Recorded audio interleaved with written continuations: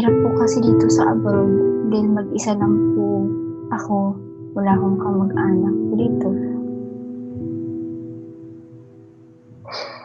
Sabi ko nga po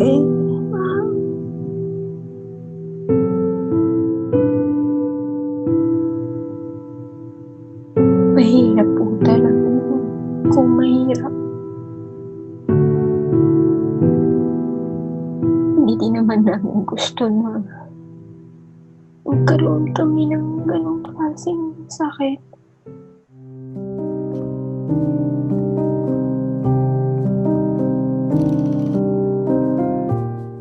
Parehas po yung mga amo ko kasi mga frontliner po sila.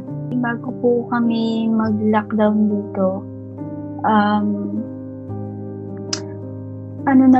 pinag-stay-in po nila ako sa bahay nila. Kasi nga po dito bawal nang lumabas kasi may baby po kasi yung alaga ko. Hindi lang po nila kasi sinabi sa akin na ganun yung sitwasyon ng amo ko. Pero that time po, nandun pa ako nagtatrabaho. Sabi niya, huwag kang lalapit sa akin.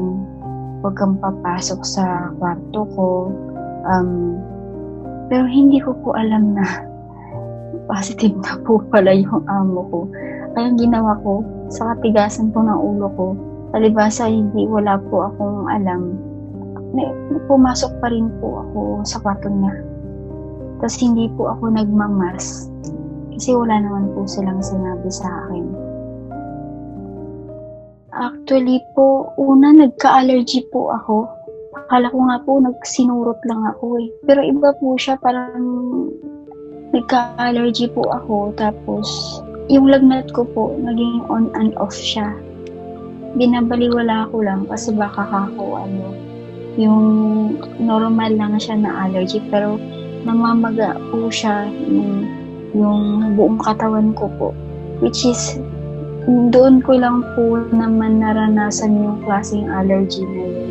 Bumili po ako ng gamot sa allergy at saka po sa lagnat. Tapos nung uminom po ako, ganun pa rin po yung lagnat, parang on off pa rin siya. I'm not feeling well, sabi ko sa amo ko. Inuubo ako, sinisipon ako, sabi ko nilalagnat ako. Sabi ko baka kung pwede huwag na po na akong pumasok. Sabi ng amo ko, nagpa-check up ka na ba? Sabi ko, hindi pa. Kaya sabi niya, much better magpa-check up ka kasi si madam ko nga meron din. Kaya po ako na hindi nila sinabi na positive po pala yung amo kong babae. Lumala po siya na ang ginawa ko po kasi medyo po yung hininga ko that time. Yung dibdib ko po, iba na yung nararamdaman ko. Kaya ang ginawa ko po, sinearch ko kung ano yung mga sintomas ng COVID-19. So, nagpa-check up po ako. Ayun nga po, sabi nila, ang kagandahan ng po sa akin, hindi po siya ganun kalala. Pinamili po ako kung magstay po ako ng hospital o dito na lang po sa bahay. So, ang pinili ko po, dito na lang po ako sa bahay. Kasi crowded na po masyado sa hospital. Ang hirap po noong hindi ka makakatulog. Kasi parang kakapsasin ka ng hininga. Napakiramdam ko mo, maalinsangan lagi, mainit lagi na paghihiga ka ng naka-flat, hindi mo magawa, lagi kang nakasandal. Kasi pag naka-flat ka ng higa, habulin mo yung hininga mo na kahit gusto mong matulog, hindi ka makakatulog.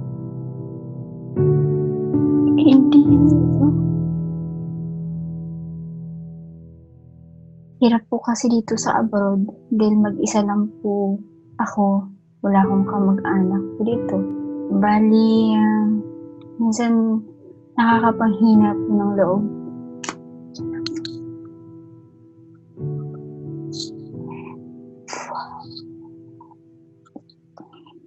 Actually, hindi po eh. Nandiyan na po ako.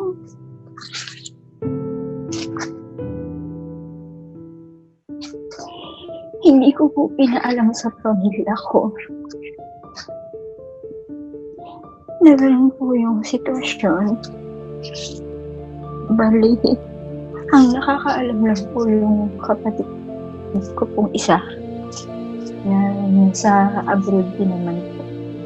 Kaya napag-usapan po namin na sa amin na lang muna. Kasi matatanda na rin po yung mga magulang ko. Ayoko din naman po na mag-alala sila. Mahirap po. In a way na may nararamdaman ka. Pinahihinaan ka ng loob minsan. Pero, ano naman po, mahirap po. Mahirap po kasi mag-isa dito. Yung pinayo po sa akin, yung mainit na tubig, lalagyan po siya ng Vicks. Tapos nilalanghap po every now and then. Tapos po, vitamin C po. Ang pinaka po sa akin na maganda talaga, alam niyo po yung virgin coconut oil, iniinom po siya. Actually po, po siya, hindi ka po talaga bibiruin pala ng COVID-19. Talagang, pati mo po pala, igugupo ka po niya talaga. Hindi ka niya patutulugin, hindi ka niya pakakainin kasi wala kang panlasa. Yun po yung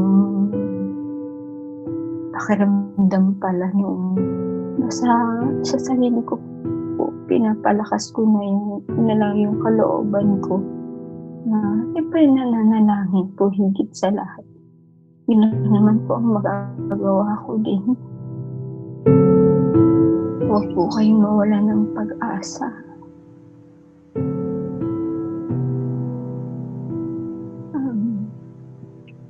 Nalugit sa lahat. Manalangin po kayo. Isipin niyo na lang na